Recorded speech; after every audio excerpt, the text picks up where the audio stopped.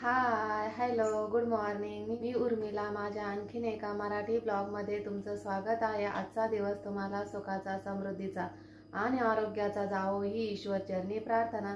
तर रोजच्याच प्रमाणे सकाळी सकाळी व्हिडिओला सुरुवात झाली, तर व्हिडिओ स्किप न करता पूर्ण बघा.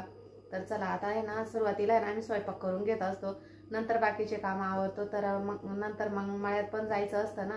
तर आता आहे ना डांगराची भाजी करणार आहे आज मी.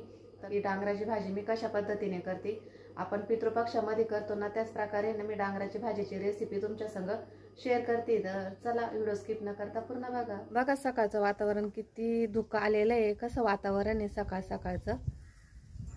आणि ना आबट पण खूप आलेलं आहे, असं खूप पावसाचं वातावरण झालंय, असं वातावरण आहे आता. तर आता आहे ना मी डांगराची भाजी करते. अर्ध डांगर आणलेलं आहे, आईने दिले होतं मला काल. तर विराजन दीदी गेले होते ना मामाच तिथं, तर आईने मला डांगर दिलं होतं. तर त्या डांगराची आहे ना आज भाजी करणार आहे मी. तर मस्त असं लालसर झालेलं आहे डांगर, खूप भारी लागते डांगराची भाजी. तर आपण आहे ना पितृपक्षामध्ये कायम ही डांगराची भाजी करत असतो, म्हणजे दरवर्षीच पितृपक्षामध्ये ही डांगराची भाजी केली जाते किंवा चक्कीची केली जाते. तर मी आहे ना आज डांगराची भाजीची रेसिपी ना तुमच्या संग शेअर करते. तर डांगर सुरुवातीला कापून घेतलं आणि थोडंसं लालसर व्हायले ना, तर त्याची पाठ आहे ना थोडी निब्बर आहे, तर ती पाठ पण काढून घेते, त्याचं म्हणजे साल काढून टाकते आणि नंतर चिरून घेते. अशाच प्रकारे ना मी आता हे सर्व डांगर आहे ना चिरून घेणार आहे. तर विळाने चिरता पण आहे ना इतकं कडक येते. तर हे बघा, तरी पण मी आहे ना ती पाठ काढून टाकली. आणि आता आहे ना आपण ज्या प्रकारे बटाटा कापतो ना त्याच प्रकारे आहे ना ही डांगर कापून घ्यायचं आहे. तर बारीक असं कापून घ्यायचं आहे, म्हणजे शिजायला वेळ नाही लागत, पटकन शिजतं. आणि त्याच्यात लाल कलरचं डांगर असलं ना खूप भारी लागतं खायला, चवदार पण लागतं. असं गावठी कलरचं डांगर आहे ना, गावठी आहे ना, त्यामुळं खायला एकदम चव देतं ते. तर आता सुरुवातीला आहे ना मी हे सर्व डांगर आहे ना कापून घेते. तर बघा, हे सर्व डांगर आहे ना मी चिरून घेतलं आहे, तुम्हाला दाखवते. तर हे बघा, अशा पद्धतीनं साईडला तुम्हाला दिसतंय ना, अशा पद्धतीनं मी डांगर चिरून घेतलं आहे. आणि बाहेर आहे ना, म्हणजे बाहेरच भाजी करणार होती मी, पण खूप वारं सुटलं ना, त्यामुळं काय भाजी करायला जमाना. बाहेर खूप वारं सुटायची, घाण पण उडायची ना, त्यामुळं मग मी गॅसवरतीच आणली भाजी बनवायला. तर आता कढई गरम करायला ठेवली, त्यामध्ये तेल टाकलं, तेल पण चांगलं गरम झालं आहे. मोहरीची फोडणी दिली, जिरे मोहरी आणि वाळलेल्या लाल मिरच्या, लसूण आणि थोडेसे जिरे, परत त्याचं वाटण करून घेतलं आहे. याने ना चव एकदम छान लागते आपल्याला डांगराची. तर हे ना एकदम असं मस्त तळून घेते तिखटपणा जाईपर्यंत. तर ही सर्व आता तेलामध्ये टाकून घेते. तर आता मिरची ना चांगली तळून घ्यायची, आपला तिखटपणा जाईपर्यंत आहे ना मिरची तळून घ्यायची. त्यानंतर त्यामध्ये पाव चमचा हळद टाकली, हळद टाकून पण चांगलं परतून घ्यायचं आहे. आणि आपण जे कापलेलं डांगर आहे ना ते टाकून द्यायचं आहे. तर बघा, अशा मी खापा करून घेतल्या, आपण बटाट्याच्या करतो ना तसं चिरून घेतलं आहे. आणि आता हे ना ते मसाल्यामध्ये चांगलं मिक्स करून घ्यायचं, परतून घ्यायचं चांगलं 2-3 मिनटं. आणि त्यामध्ये ना मीठ टाकायचं, मीठ टाकून आणि चांगलं परतून घेतलं का, चवीनुसार मीठ टाकायचं आहे.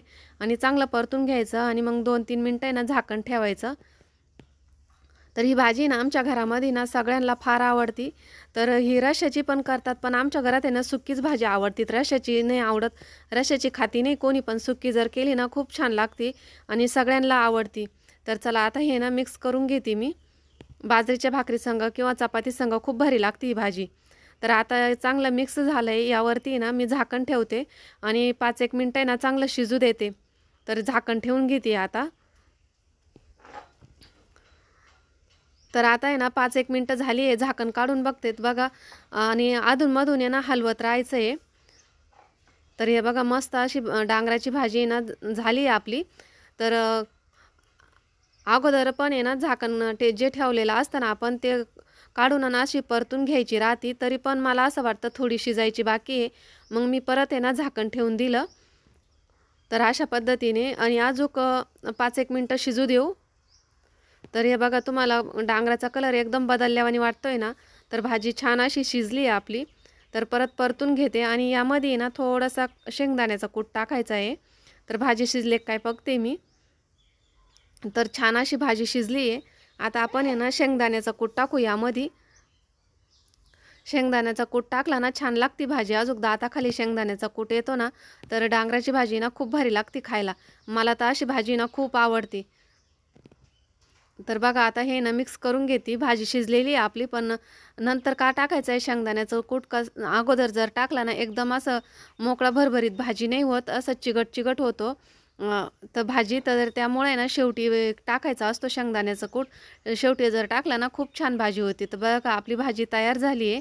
आता मस्त अशी भाजी झाली आहे. तुम्ही कशाबरोबर पण खाऊ शकतात. ही बाजरीची भाकरी, चपाती, तुम्हाला जशी खायची तशी. आणि अशी पण आहे ना थोडी कारण लाल डांगर असतं ना, तर अशी पण भाजी ना छान लागती. म्हणजे गोड भाजी लागते डांगराची ना, त्यामुळं भाजी छान लागते खायला.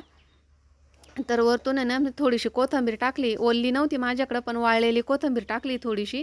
तर अशा पद्धतीने ना भाजी तयार झाली माझी. तर चला आता जेवण करून घेऊ आम्ही. तर चला, कालची तूर नीट झाली. आता घरातली कामं पण आवरली. तूर पण नीट झाली. कालची एवढीच झाली गमीलभर. तर मी इथं लसणाच्या वावरात आली. आता लसूण निंदायचं आहे. हे बघा असा लसूण झालाय आमचा. आणि त्यामध्ये गवत पण झाले, कारण पहिल्यांदा निंदला होता. तर आता हा दुसऱ्यांदा निंदायला आलाय. मस्त असे छान दांडे धरले लसणाने. तर हे बघा असे दांडे धरले. तर लसूण निंदायला आली मी आता वावरामध्ये.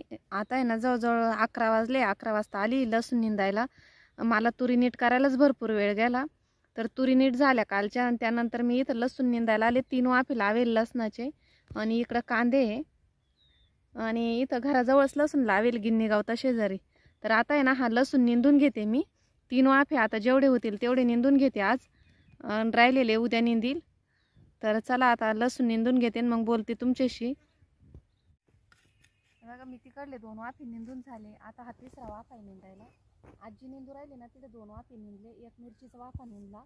आणि आता आहे ना हा लसणाचा शेवटचा वाफा निंदती आहे. तर घरी गेली होती ना, त्याच्यामुळे मग इकडूनच बसली. घरी तर जवळच आहे, त्याच्यामुळे ना इकडूनच बसली मग निंदायला. तर हे बघा लसणामध्ये बाबांनी मिरच्याचं बी टाकलं होतं. किती छान अशी मिरची गोंधळली. पण ती येईल का नाही येणार वाटते. बघा मस्त अशी रोग पण नाही तिच्यावर काहीच. आणि इथं काढायला आम्ही ऊस सुद्धा लावेली. सक्रातीला कामं येईल म्हणून. बघा ऊस सुद्धा आमचं किती भारी आलाय लसणाच्या काढायला.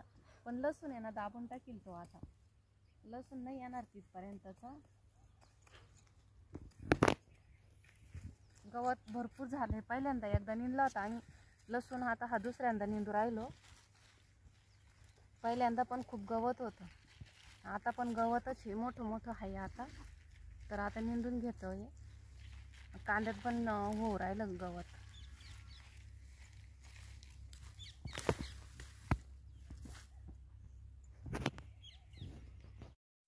तर हे बघा इथं आहे ना लसूण 3 वाफे निंदून झालाय. तर शेजारी ना ट्रॅक्टर चालू आहे, त्यामुळे ट्रॅक्टरचा आवाज येतोय म्हणून मी व्हॉइसवर करून सांगते. तर आता आहे ना गवत गोळा करून घेते. संध्याकाळ झाली आहे ना, बराच वेळ गेला माहिती मला ते गवत काढायला 3 वाफ्यांमधलं. तर आता आहे ना गवत गोळा करून घेते हे सर्व. आणि एका गठोड्यामध्ये बांधून आहे ना गाईंला नेते घरी. तरी पण आहे ना आवाज येतोच आहे गाड्यांचा. आणि इथं हे बघा मोठं वजं बांधून ठेवलं आहे. विराज पण आलाय घ्यायला. आहो पण गोळा करू लागतंय मला गवत. तर आम्ही दोघं मिळून गवत गोळा करून घेतलं. हे मोठं वजं बांधून घेतोय घरी नेण्यासाठी. तर बोलू आता घरी गेल्यानंतरच तुमच्याशी. हे गवत घेऊन घरी जातो आता गाईंसाठी. पोट भरल की एवढेच. हा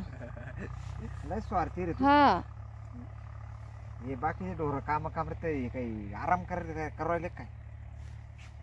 दीदी भाजी चिरते पालकाची. आता मी घरी आली आहे. इथं ठेवलाय चहा, कोरा चहा ना. मी बघा एवढ्याच मिरच्या भेटल्या मला.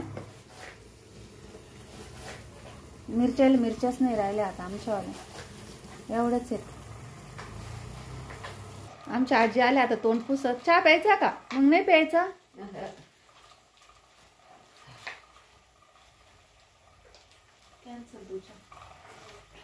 तर चला आता आम्ही वावरातून घरी आलोय. घरी आल्यानंतर दीदी पालकाची भाजी कापते.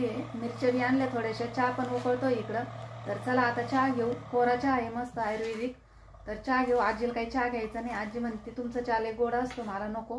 तर आजीला काही चहा प्यायचा नाही. आता आम्ही चहा घेतो. तर आता आहे ना जेवण वगैरे झाले. सर्व काम आवरले. भांडे आवरले. किचन पण आवरून घेतलं. सर्व काम आवरलं आता. तर आता व्हिडिओची एंडिंग आहे ना इथंच करते. व्हिडिओ कसा वाटला कमेंट करून नक्की सांगा. आवडल्यास लाईक करा, शेअर करा.